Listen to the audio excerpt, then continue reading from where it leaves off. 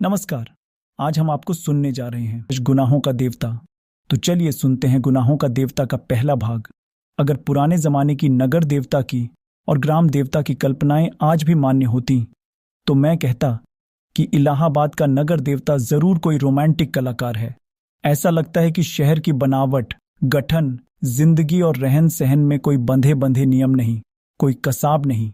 हर जगह एक स्वच्छंद खुला, एक बिखरी हुई बनारस की गलियों से भी पतली गलियां और लखनऊ की सड़कों से चौड़ी सके, या शहर और ब्रिटेन के यूप नगरौन का मुकाबला करने वाले सिविल लाइन और दलों की गंदगी को मात करने वाले मोहल्ले मौसम में कोई संतुलन नहीं। सुबह संगीत धरती ऐसी कि सहारा के रेगिस्तान की तरह बालू भी मिले, मालवा की तरह हरे भरे खेत भी मिले और उसे और प्रति की भी कमी नहीं।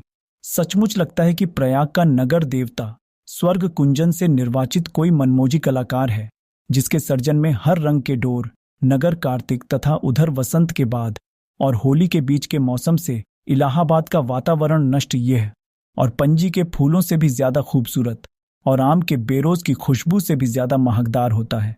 सिविल लाइन्स हो या अल्फ्रेड पार्क, गंगा तट हो या खुसरो बाग, लगता है कि हवा एक नटखट दोशीजा की तरह कलियों की आंचल और लहरों के मिजाज से छेड़खानी करती चलती है।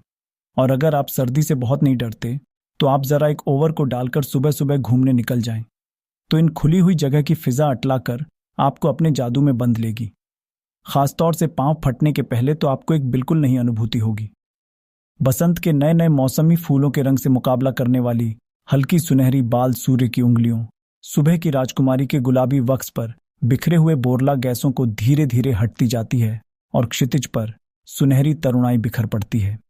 एक ऐसी ही खुशनुमा स्वभाव द और जिसकी कहानी मैं कहने जा रहा हूं, वह सुबह से भी ज्यादा मासूम युवक प्रभाती गाकर फूलों को जगाने वाले देवदूत की तरह अल्फ्रेड पार्क के लॉन पर फूलों की सरजमी के किनारे किनारे घूम रहा था।